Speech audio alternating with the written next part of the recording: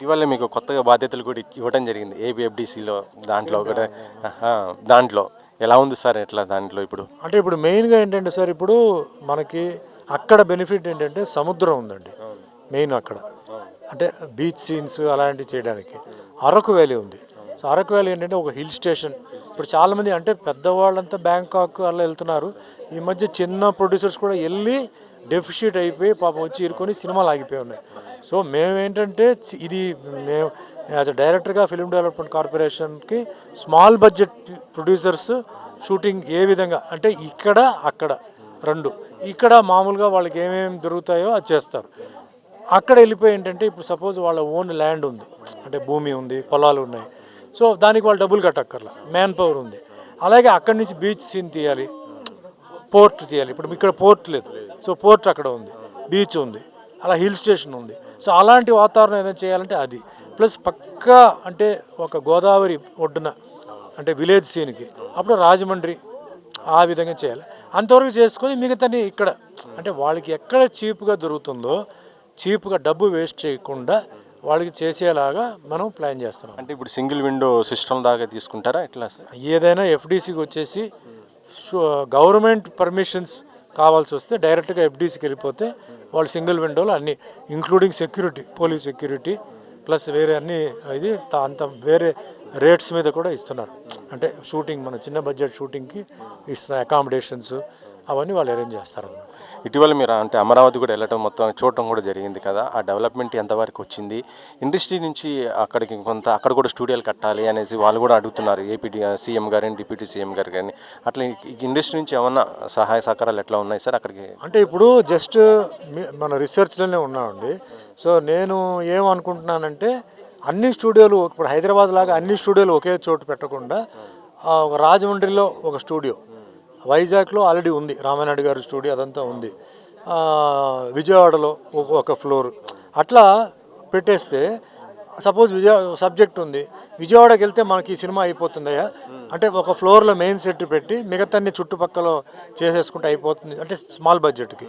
So విజయవాడలో ఒక floor, ఆ ఫ్లోర్ కూడా నేను ఏమంటున్నానంటే పర్మనెంట్ ఫ్లోర్ కాదు సార్, ఎంటీ ఫ్లోర్. ఎంటీ ఫ్లోర్కి డైనింగ్ హాల్, మేకప్ రూమ్స్ పెట్టేస్తే అది కన్వెన్షన్ హాల్గా యూజ్ చేసుకోవచ్చు, షూటింగ్గా యూజ్ చేసుకోవచ్చు, పెళ్లి మండపం కూడా యూజ్ చేసుకోవచ్చు. సో గవర్నమెంట్కి వేస్ట్ అంటే బ్లాక్ అయిపోకుండా మల్టీపర్పస్ చేయమంటాం. ఒట్టి స్టూడియో వద్దు, ఎంటీ ఫ్లోర్ పెట్టండి, దాని సైజులు పెట్టండి, అంటే బిగ్స్, మీడియం, స్మాల్ పెట్టండి. అది పెట్టి అది ఎక్కడ ఉందో అక్కడ వీళ్ళు వెళ్తారు, షూటింగ్ చేసుకుంటారు, హ్యాపీగా వీళ్ళు వెళ్ళిపోవచ్చు. గవర్నమెంట్ రేట్ అన్నప్పుడు కంట్రోల్ రేట్ ఉంటుంది. సో ఇప్పుడు విజయవాడ ఉంది, ఒక కథ విజయవాడలో తీస్తే బాగుంటుంది అంటే ఆ చుట్టుపక్కల ఉంటే ఆ ఫ్లోర్లో ఏ సెట్ వేయాలో వేయవచ్చు, లేదు ఒక సెట్ని రెండుగా డివైడ్ చేయవచ్చు, ఒకవైపు ఇల్లు ఇంకో వైపులో ఇంకోటి. ఆ విధంగా నేను సజెషన్ చెప్పాను అనమాట అండి. ఇప్పుడు ప్రస్తుతం సెక్రటరీ అవన్నీ కూడా చాలా ఫాస్ట్గా అవుతున్నట్టు అనిపిస్తుంది చూస్తుంటే, గతంలో చూస్తుంటే. సో అంటే ఇన్ ఫ్యూచర్లో ఎలా ఉండబోతుంది అమరావతి అనేది ఎట్లా మీ మాటల్లో మీరు చూసేది? ఇప్పుడు ఏదైనా కనెక్టివిటీ కావాలండి, ఇప్పుడు రోడ్ కనెక్టివిటీ కావాలి. ఇప్పుడు రోడ్ కనెక్టివిటీ బాగా ఫాస్ట్గా ఆల్మోస్ట్ 50% రోడ్ కనెక్టివిటీ అయిపోయింది. సో నెక్స్ట్ అక్కడ అడ్వాంటేజ్ ఏంటంటే షిప్పింగ్, పోర్ట్ కనెక్టివిటీ, కార్గో వాటి వీటికి అది పెద్ద ఒక అడ్వాంటేజ్. ఇప్పుడు లేటెస్ట్గా భోగపురంలో ఎయిర్పోర్ట్ అది చేయడం, సో అది ఒరిస్సాకి ఆ విధంగా. సో రేపు ఫ్యూచర్లో బిజినెస్కి బాగా ఆంధ్ర అనేది బాగా యూజ్ అవుతుందని నా అభిప్రాయం. వైజాగ్ కార్గో వాటికంతా వైజాగ్ ఒరిస్సాకి, ఆ పక్క భువనేశ్వర్కి వాటి వీటికి యూజ్ అవుతాయి. ఇటుపక్క సైడ్కి వచ్చేటప్పటికి ఓకే. మళ్ళీ ఇటు కింద తిరుపతికి వస్తే చెన్నై పక్కనే ఉంటుంది, సో వాళ్ళకి అదే అడ్వాంటేజ్ అవుతుంది. అందుకే తిరుపతిలో కూడా ఏమంటానంటే ఒక చిన్న ఫ్లోర్ పెడితే చెన్నై నుంచి ఆర్టిస్టులు రావచ్చు, షూటింగ్ చేసుకోవచ్చు, వెళ్ళిపోవచ్చు. తలకోన ఫారెస్ట్ ఉంది అక్కడ, ప్లస్ చంద్రగిరి అక్కడ పాత ఫోర్ట్ అదంతా ఉంది. సో అట్లా ఆ పాయింట్ ఆఫ్ వ్యూలో ఓవరాల్గా ఆంధ్ర డెవలప్మెంట్ స్టెప్ బై స్టెప్గా రేపు జరిగే అవకాశాలు ఉన్నాయి త్వరలో. అంటే ఇప్పుడు Vizag as it is Google ఇది ఇచ్చారు, సో అది ఆ స్పీడ్లో జరుగుతుంది.